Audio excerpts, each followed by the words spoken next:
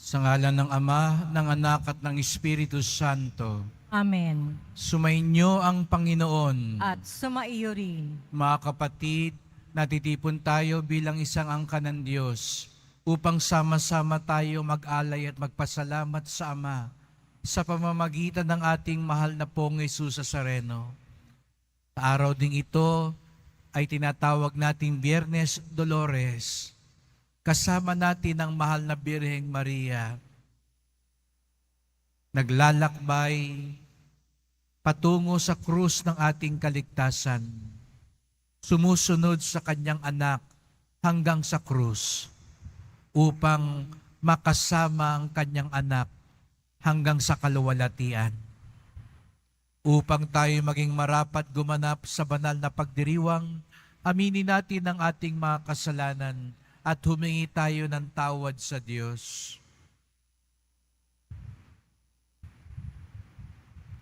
Panginoong Hesus, Ikaw ang daan patungo sa kaharian ng Ama. Panginoon, kaawaan mo kami. Panginoon, kaawaan mo kami. Kristo Jesus, Ikaw ang anak ng Diyos at anak ni Maria. Kristo, kaawaan mo kami. Kristo, kaawaan mo kami. Panginoong Hesus, Ikaw ang aming buhay at muling pagkabuhay. Panginoon, kaawaan mo kami. Panginoon, kaawaan mo kami. Kaawaan tayo ng makapangyarihan Diyos, patawarin tayo sa ating mga kasalanan, turuan tayo magpatawad sa isa't isa, at patnubayan tayo hanggang sa buhay na walang hanggan. Amen. Manalangin tayo.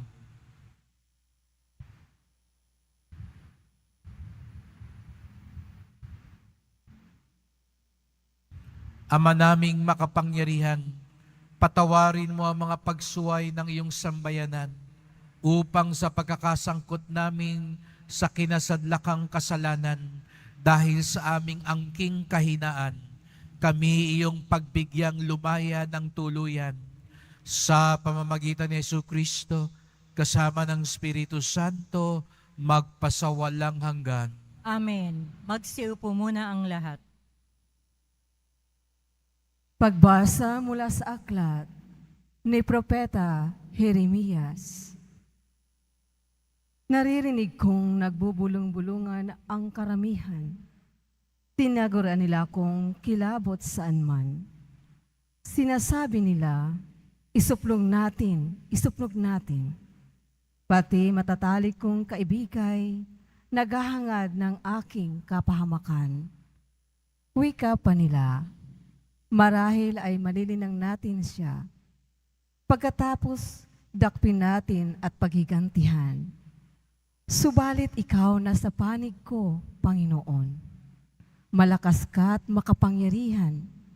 Madara pa ang lahat ng umuusig sa akin. Hindi sila magtatagumpay kailanman. Mapapaya sila sapagkat hindi sila magwawagi. Mapapaya sila habang panahon, at ito'y hindi makakalimutan. Makatarungan ka kung sumubok sa mga tao. Panginoon, Diyos ng makapangyarihan, alam mo ang laman ng kanilang mga puso't isip, kaya't ikaw ang maghiganti sa mga kaaway ko. Ipinagkakatiwala ko sa mga kamay mo ang aking kapakanan.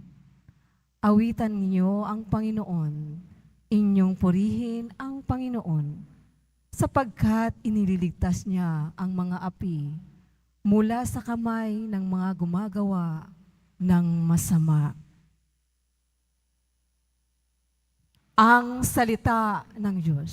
Salamat sa Diyos.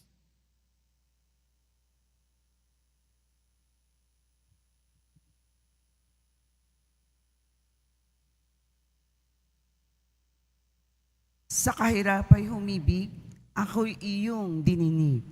Sa kahirapay humibig at ako'y iyong dininig.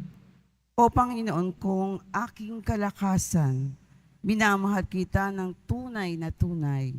Panginooy batong hindi matitibag, matibay kong muog at tagapagligtas. Sa kahirapay humibig at ako'y iyong dininig.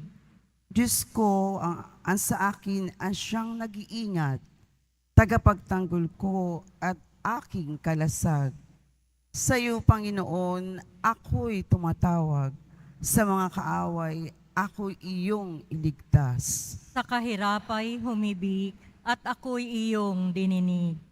Gapos ako ng tali ng kamatayan, siniklot ng alon ng kapahamakan.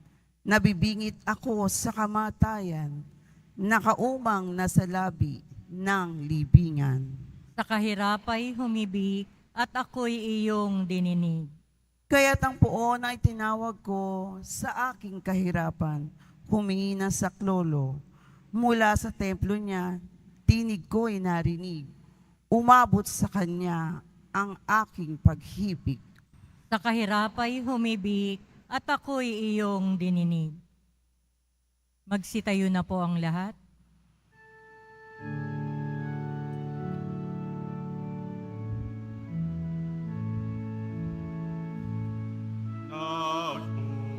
Nagpupuri kami sa'yo, Panginoong Jesucristo. Nagpupuri kami sa'yo, Panginoong Kristo. Salita mo, Kristong mahal, Espiritong bumubuhay, nagtuturo, umaakay, sa nagnanais makamtan, ang langit na walang hanggan. Nagpupuri kami sa'yo, Panginoong Jesucristo. Sumainyo ang Panginoon. At sumaiyo rin. Ang pagpapahayag ng mabuting balita ng Panginoon ayon kay San Juan. Papuri sa iyo, Panginoon. Noong panahong iyon, ang mga Hudyo'y kumuha ng bato upang batuhin si Jesus. Kaya't sinabi sa kanila ni Jesus, "Maraming mabubuting gawa mula sa Ama ang ipinakita ko sa inyo. Alin ba sa mga ito ang dahilan at ako'y inyong babatuhin?" Sinagot siya ng mga Hudyo, "Hindi dahil sa mabuting gawa kaya ka namin babatuhin, kundi dahil sa paglapastangan mo sa Diyos, sapagkat nagpapanggap kang Diyos, gayong tao ka lamang." Tumugon si Jesus, "Hindi ba nasusulat sa inyong kautusan? Sinabi ko, mga Diyos kayo, mga Diyos ang tawag ng kautusan sa mga pinagkakatiwalaan ng salita ng Diyos, at hindi maaring tanggihan ang sinasabi ng kasulatan. Ako'y hinirang at sinugo ng Ama. Paano ninyong masasabi ngayon na nilalapastangan ko ang Diyos sa sinabi kong ako ang anak ng Diyos? Kung hindi ko ginagawa ang mga pinagagawa ng aking Ama, huwag ninyo akong paniwalaan. Ngunit kung ginagawa ko iyon, paniwalaan ninyo ang aking mga gawa. Kung ayaw man ninyo akong paniwalaan, sa gayon, matitiyak ninyong nasa akin ang Ama at ako'y nasa Kanya." Tinangka na naman nilang dakpin siya, ngunit siya'y nakatalilis. Muling pumunta si Jesus sa ibayo ng Jordan, sa pook na nooy unay pinagbibinyagan ni Juan. Nanatili siya doon at maraming lumapit sa kanya. Sinabi nila, "Si Juan ay walang ginawang kababalaghan, ngunit totoong lahat ang sinabi niya tungkol sa taong ito." At dooy maraming sumampalataya kay Jesus.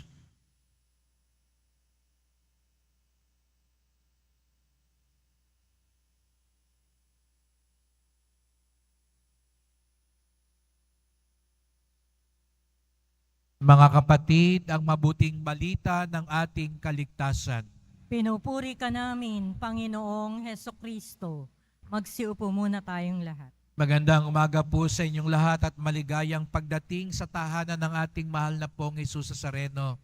Binabati natin ang mga nasa online, lalo na po mga may sakit, nag-aalaga sa may sakit, at mga kababayan, mga kadeboto natin mula sa iba't ibang panig ng bansa daigdig na nais sumama sa misa dito sa Quiapo, sa Basilica Minor at Pambansang Dambana ni Jesus Nazareno.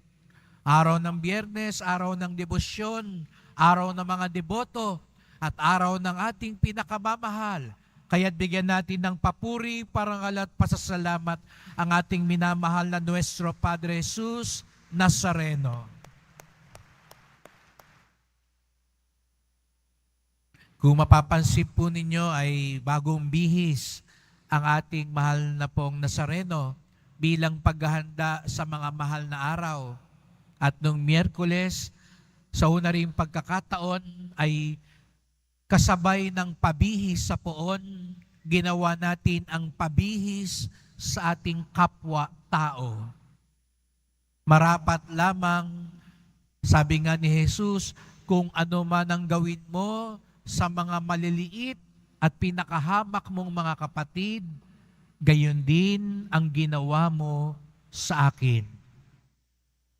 Minsan kasi sinasabi rin ng iba, pinapaganda natin ang imahe ng Nazareno, pinapaganda natin ang simbahan, ngunit paano din naman ang mga mahihirap? Kaya sana maging tradisyon din natin sa tulong po ninyo na tuwing bibihisan natin ang pong Nazareno, tutulungan din natin mabihisan, mabigyan ng mga pananamit, ng tsinelas, ng kahit papaano, sabon, bimpo, pangsipilyo, ang ating mga kapwa, mga kapatid na nasa lansangan. Dahil ang pagmamahal natin kay Jesus Nazareno ay nag-uugnay din sa atin sa pagmamahal natin sa ating kapwa. Habang papalapit ang mga mahal na araw, lalo nating nararamdaman ng matinding pag-usig kay Jesus Nazareno. Ngayong araw na ito, ang Biyernes bago ang Semana Santa, ay tinatawag din nating Biyernes Dolores. Sapagkat kung mayroon man taong nakilakbay kay Jesus Nazareno mula sa simula hanggang sa dulo, hindi kumalas, hindi nang iwan, nakibahagi sa kanyang pagpapakasakit, walang iba kung hindi ang mahal na Birheng Maria. Kaya't idasal natin sa mahal na Birhen na tunay tayong makapasok sa diwa ng mga mahal na araw. Katulad ng mahal na Birhen, samahan natin si Jesus Nazareno sa katapatan at kadalisayan.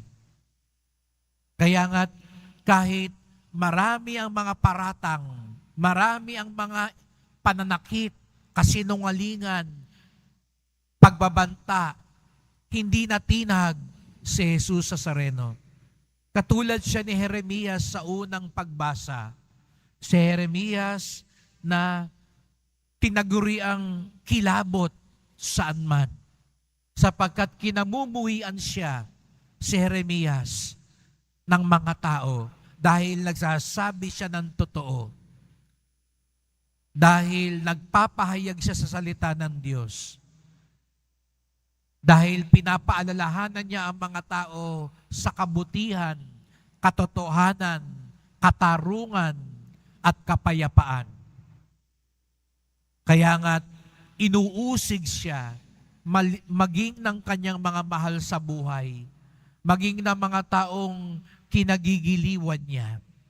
Hindi ba't ganito rin ang nangyari kay Jesus Nazareno? Lalo na nga't papalapit na tayo sa mga mahal na araw. Kung mapansin niyo po nitong linggong ito, makailang beses tinangkang batuhin siya. Ang daming bato ng mga Hudyo. No?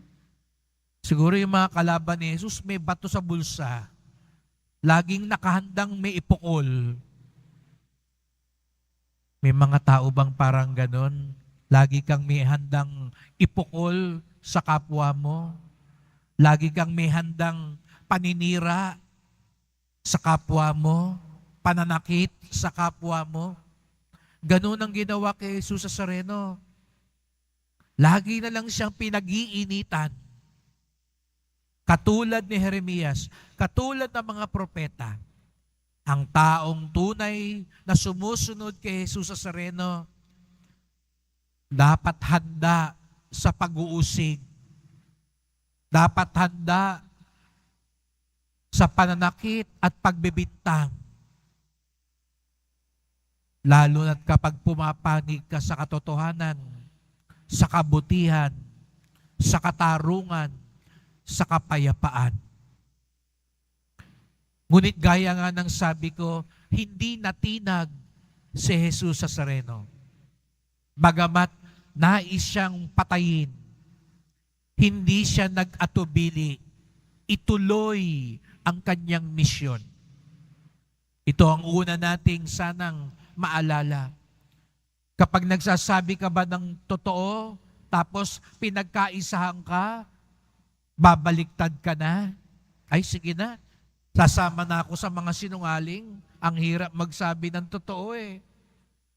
Kapag ikaw ba'y gumagawa ng mabuti, nakantsyawang ka, naetsapwera ka, ay makikisama na lang ako. Mahirap naman palang gumawa ng mabuti. Pinagkakaisahan ka. Pag hindi ko sila matalo, sasali na lang ako sa kanila. Kamusta ba tayo sa ating pagsunod? Kaya nga sabi ko, ang mahal na Birheng Maria, hanggang sa huli, hindi kumalas. Kapag ba yung pinapanigan mo, nawawalan ng kakampi kasi mabuti, tama, iniiwan mo ba? Sana katulad ng mahal na Birhen, kahit natirang nag-iisa na lang si Jesus, iniwan maging ng kanyang mga alagad, hindi pa rin siya bumitaw. Ayaw siya tantanan ng mga kaaway niya, lalo na habang pinapahayag niya ang kanyang pakikipagkaisa sa Diyos, na siya ang anak ng Diyos, na siya'y katulad ng Diyos. Mga kapatid, sa atin ngayon, napakadaling paniwalaan si Jesus Nazareno dahil tayo'y nagbabalik tanaw. Huwag tayong agad-agad dumusga na sasabihin natin, kapupurol naman ng mga taong iyon. Nandun na si Jesus Nazareno nung panahon nila. Hindi pa nila nakilala. Nandun na si Jesus Nazareno. Kasama na nila. Pinatay pa nila. Siguro sasabihin niyo, sayang.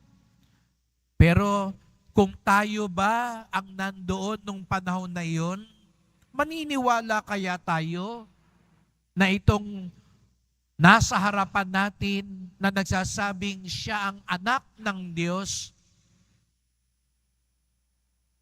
paniniwalaan kaya natin siya?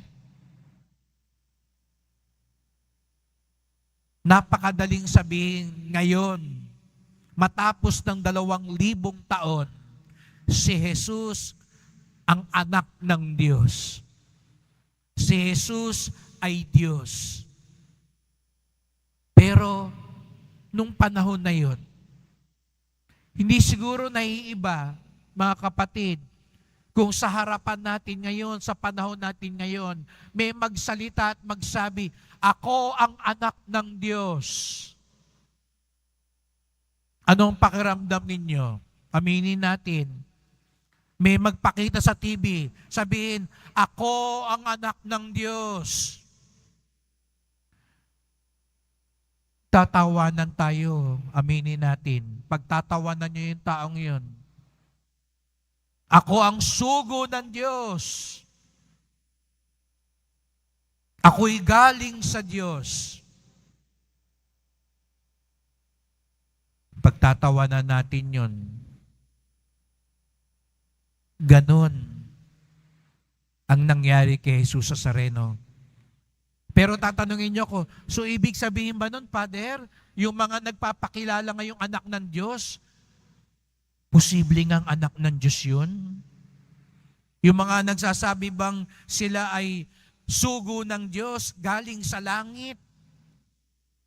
Lalo na yung napapanood natin sa TV, yung mga nandiyan sa lansangan. Dati-rati, di ba, dito sa Quiapo, marami dyan. Nasa labas, sa Plaza Miranda. Kamukha pa nga ni Jesus Nazareno, sabihin, ako ang anak ng Diyos. Ako si Jesus. Ang iba sa inyo, iiling na lang. Pero, ganun din ang nangyari kay Jesus Nazareno noon. Pinagtatawanan siya ng mga tao. Pero balik ako sa tanong, ibig sabihin ba nung, Father, baka yung nasa TV talagang anak ng Diyos? Yung nasa lansangan, talaga bang anak ng Diyos? Yung mga nagsasabing sinasapian ng Nazareno, sila pa talaga, si Jesus. Sabi rin ni Jesus sa Ebanghelyo ngayon, bakit niyo ba ako iniusig? Gumagawa naman ako ng mabuti. Mahalaga sa pagsusuri, pagkilatis, ang bunga. Di ba nga ho, minsan merong mga bagay, mas mukha pang tunay yung fake. Sa totoo, mas makinang pa nga minsan yung fake kaysa sa mga peke.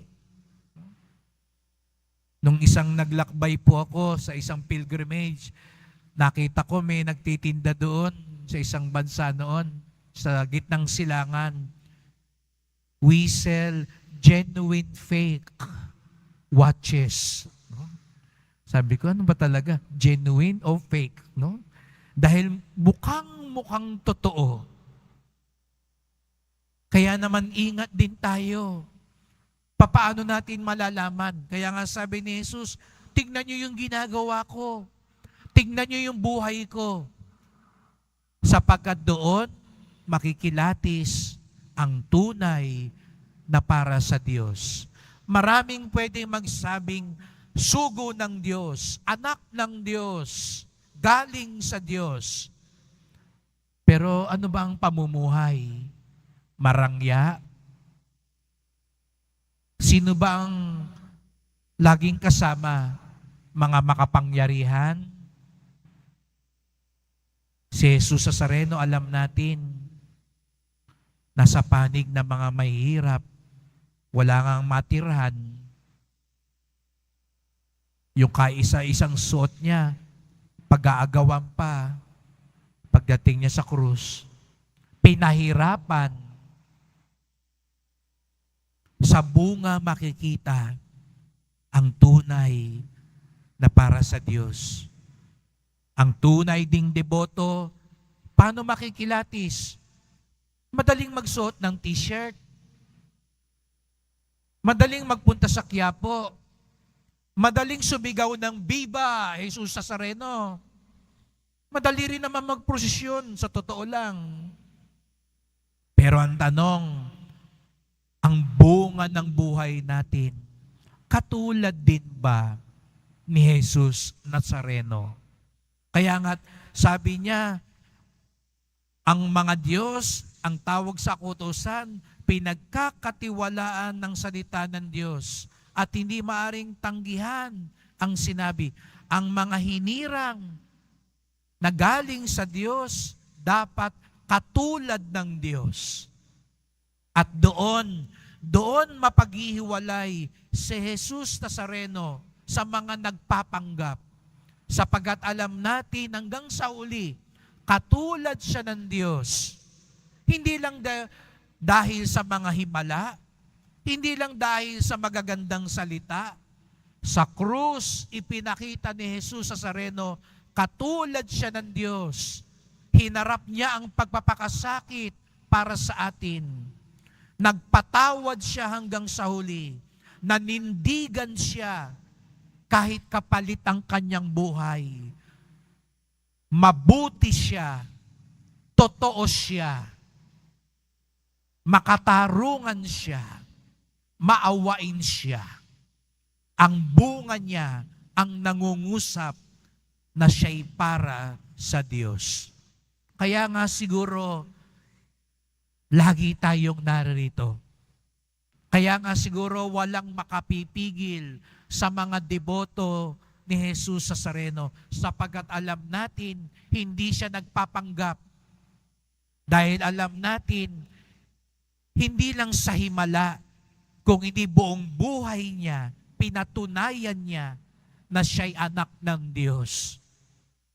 At ang tanong ngayon, tayong mga deboto, tayong mga naniniwala sa Kanya, tayong ipinagmamalaking mga alagad, mga deboto, mga tagasunod ni Jesus Nazareno, katulad din ba tayo ng mahal na ina na hanggang sa huli tapat sa Kanya? Katulad ng mahal na ina, namumunga din ba tayo ng mabuti? Kaya nga sabi ko kanina, yung debosyon natin sa Poong Nazareno, dapat maramdaman ng kapwa natin. Kaya nga nung kahapon po, unang anibersaryo ng I Thursday, yung ating lingguhang pagpapakain sa mga nakatira sa lansangan, pagkatapos nilang kumain, ginupitan sila. Sana nga po sa tulong ng mga deboto, buwan-buwan magupitan natin sila para naman maging maaliwalas din. Baka kayo, ilang oras kayo sa parlor, no? Bago kayo pumunta dito, bago mag-Biyernes. Sana yung mga kapwa nating nangangailangan, ganun din. Pagkatapos silang gunupitan, no? May masahe pa sila, no? Para man lang makaginawa kahit papaano. Kasi gusto natin iparamdam, gusto natin ipaalala ang tunay na debosyon namumunga, nakararating sa ating kapwa. Kaya sa pagpapatuloy ng misang ito, papalapit ng papalapit ang mga mahal na araw. Marami tayo mga tradisyon na gagawin. Pabasa, prosesyon, istasyon ng krus, mga dasal. Sana po, ang lahat ng ito, hindi lang manatiling tradisyon o debosyon, kung hindi maghatid ito sa misyon, sa pagsasabuhay natin ng ipinakita ni Jesus Nazareno. Kaya't magdasal po tayo. Mahal na pong Jesus Nazareno, papalapit na ang mga mahal na araw. Gugunitain namin ang iyong dakilang pag-ibig at awa. Marami ang umusig sa iyo. Marami ang nanakit sa iyo hanggang sa patayin ka sa krus. Pero hindi ka natinag at sumuko dahil mahal na mahal mo ang Ama, mahal na mahal mo kami. Kaya nga't ang buong buhay mo ay bunga ng iyong pagtitiwala sa Ama at pagmamalasakit sa amin. Nawa, mamunga din ng aming buhay sa salita at sa gawa. At maipakita namin, tunay kaming mga alagad, tunay kaming mga deboto, sapagkat ang aming buhay ay katulad ng sayo. Mahal na pong Jesus Nazareno, kaawaan niyo po kami, basbasan niyo po kami. Amen. Amen. Magsitayo na po ang lahat.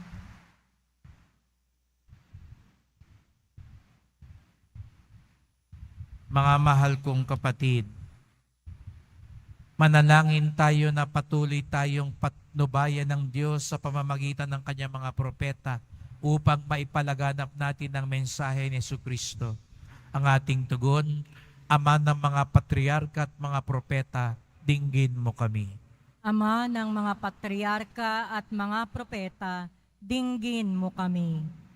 Ang simbahan, sa pamamagitan ng mga pinuno nito, naway magpatupad ng kanyang misyon na ipahayag ang ebanghelyo ng walang pagbabago sa anumang aral nito. Manalangin tayo. Ama ng mga patriarka at mga propeta, dinggin mo kami. Ang mensahe ni Jesus, tulad ng lebadura, naway magpabago sa bawat aspeto ng ating buhay. Manalangin tayo. Ama ng mga patriarka at mga propeta, dinggin mo kami. Ang mga Kristiyano, naway hangarin ang pagsupil sa sarili, lalo na sa panahong ito ng pagsisisi sa kasalanan. Manalangin tayo. Ama ng mga patriarka at mga propeta, dinggin mo kami. Ang mga pagsubok sa buhay, naway hindi makasira ng ating loob, bagkus makatulong sa paglago natin sa pananampalataya. Manalangin tayo. Ama ng mga patriarka at mga propeta, dinggin mo kami. Tahimik nating idulog iba pa nating kahilingan.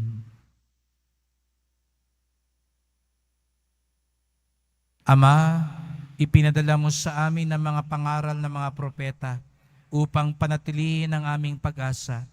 Hiling namin ito sa pamamagitan ni Kristong aming Panginoon. Amen. Magsiupo muna po ang lahat.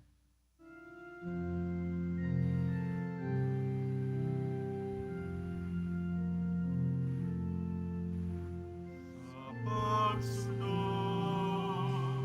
sa utos mo, nalulugod akong langit. Di masukat ang galak ko, pagkat aking iniibig.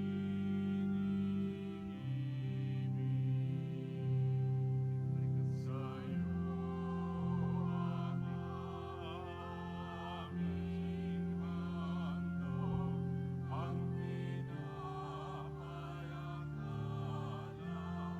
pinapayakala na ito, handog ng iyong bayang sumasamo, humingi ng patawad.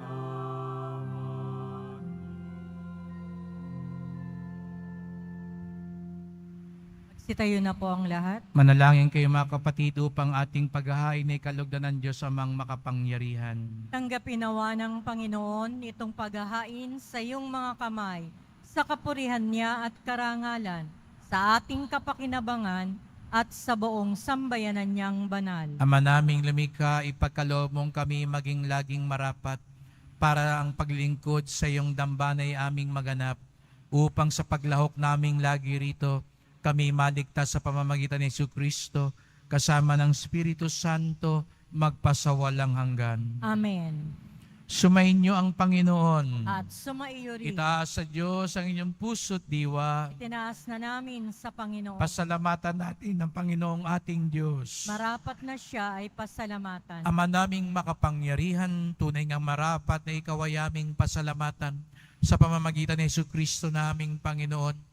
Sa pagpapakasakit ng giliw mong anak, ang sangkatauhay minarapat mong magpahayag ng iyong dakilang pag-ibig sa lahat, na pawang nais mong tubusin ng Mesiyas.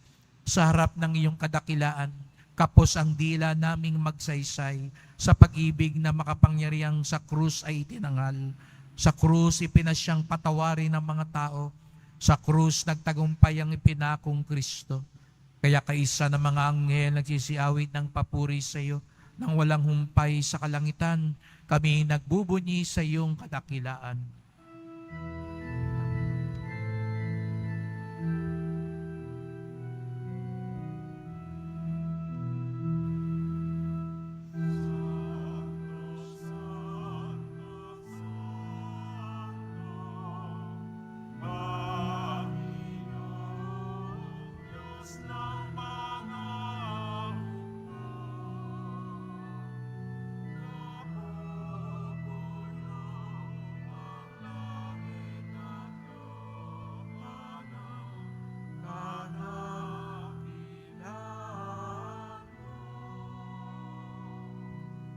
Sana sa kaitaasan,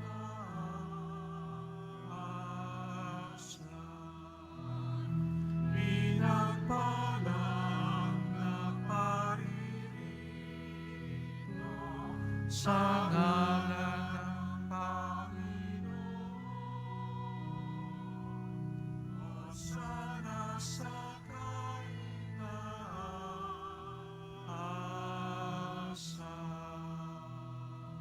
Magsiluhod po ang lahat. Ama naming banal, ikaw ang bukal ng tanang kabanalan. Kaya't sa pamamagitan ng iyong Espiritu, gawin mong banal ang mga kaloob na ito upang para sa amin maging katawan ng dugo ng aming Panginoong Jesucristo. Bago niya pinagtiis ang kusang loob na maging handog, hinawakan niya ang tinapay, pinasalamatan kanya, pinaghati-hati niya yon. Iniabot sa kanyang mga alagad at sinabi, tanggapin ninyong lahat ito't kanin. Ito ang aking katawan na ihahandog para sa inyo.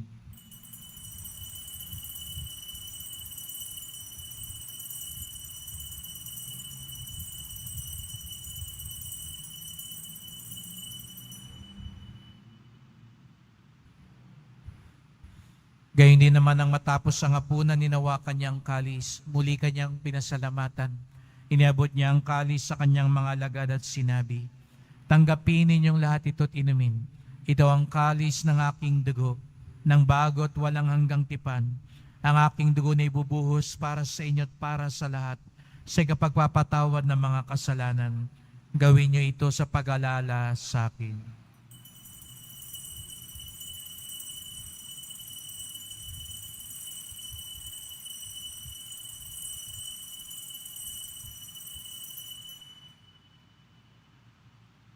Magsitayo na po ang lahat. Ipagbunyi natin ang misteryo ng pananampalataya. Si Kristo'y namatay, si Kristo'y nabuhay, si Kristo'y babalik sa wakas ng panahon. Ama, ginagawa namin ngayon ang pag-alala sa pagkamatay at muling pagkabuhay ng iyong anak. Kaya tinalay namin sa iyon tinapay nagbibigay buhay at ang kalis na nagkakaloob ng kaligtasan. Kami nagpapasalamat dahil kami yung minarapat na tumayo sa harap mo para maglingkod sa iyo. Isinasamo namin kaming magsalo-salo sa katawan at dugo ni Kristo'y mabuklod sa pagkakaisa sa pamamagitan ng Espiritu Santo. Amalingapin mo ang iyong simbahang laganap sa buong daigdig. Puspusin mo kami sa pag-ibig kay San ni Francisco naming Papa, ni Jose naming Obispo at ng Tanang Kaparian. Alalahanin mo rin ang mga kapatid naming nahimlay na may pag-asang sila'y muling mabubuhay. Gayon din ang lahat ng mga pumanaw. Kawan mo sila at patuloyin sa iyong kaliwanagan. Kawan mo at pagindapating kaming lahat na makasalo sa iyong buhay na walang wakas. Kaisa ng mahal na Biring Maria, Ina ng Diyos, ng kabiyak niyang pusong si San Jose, ni San Juan Bautista at lahat ng mga banal na namuhay dito sa daigdig ng kalugod-lugod sa iyo.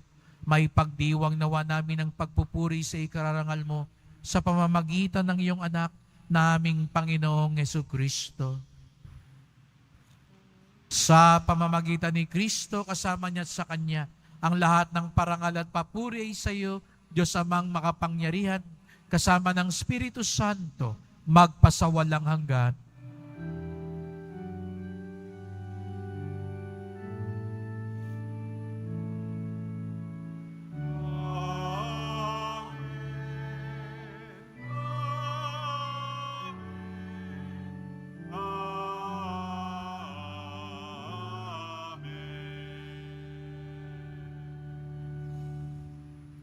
Buong galang tayong tumawag sa ating Ama sa langit.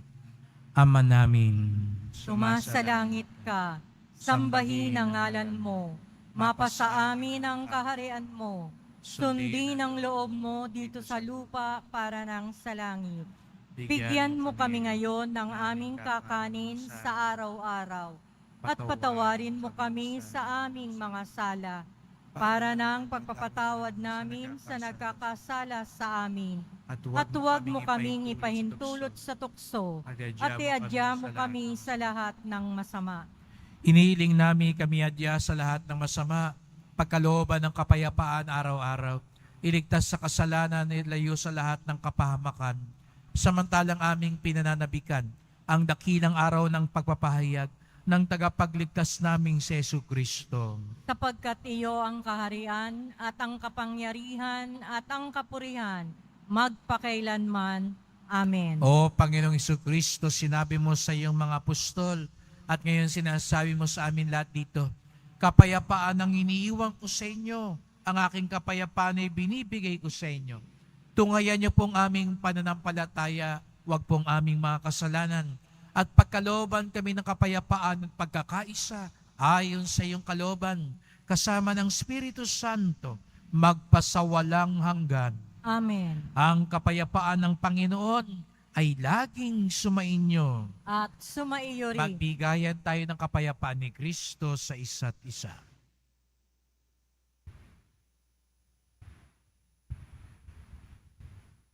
Kordero ng Diyos na nag-aalis ng mga kasalanan ng sanlibutan, maawa ka sa amin.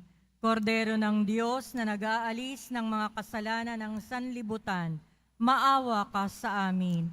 Kordero ng Diyos na nag-aalis ng mga kasalanan ng sanlibutan, ipagkaloob mo sa amin ang kapayapaan. Magsiluhod po ang lahat.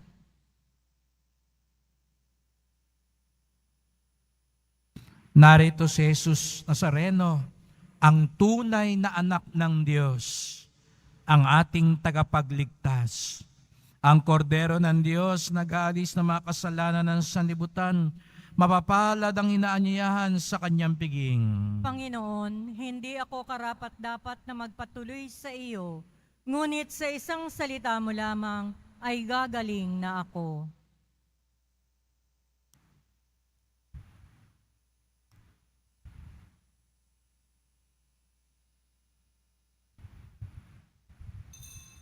Para sa lahat ng tatanggap ng banal na komunyon, sasagot po tayo ng amen pagkasabi ng pari o ng lay minister ng katawan ni Kristo. At isubo agad sa bibig bago umalis sa harapan ng pari o lay minister. Sumunod po tayo.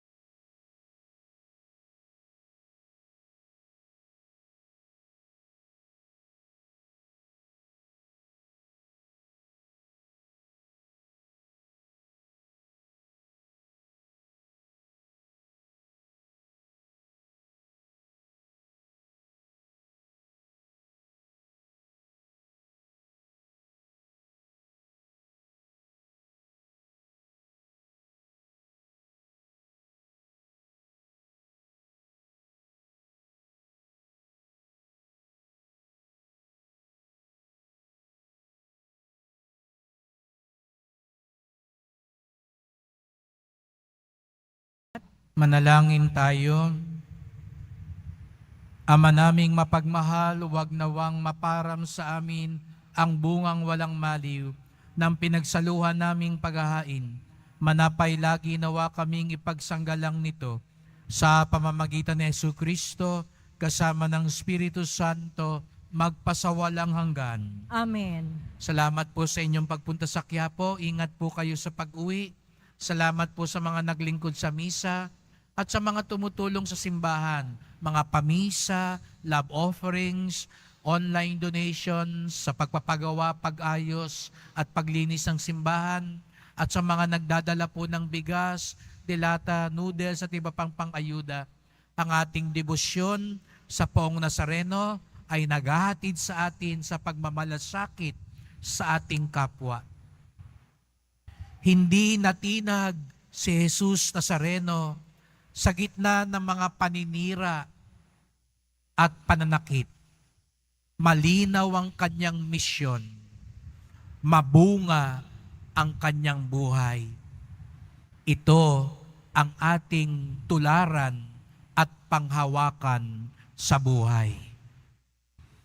Sumainyo ang Panginoon. At sumaiyo rin. Mahal na pong Jesus Nazareno, inihayag mo sa pamamagitan ng krus ang walang maliw na pag-ibig ng Diyos sa sangkatauhan.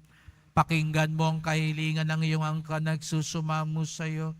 Makamtanawa nila ang iyong katugunan at tanggapin ang kasagutan ng may utang na loob na tinatanaw. Basbasan din po ninyo ang dala nilang mga imahen at dasalan.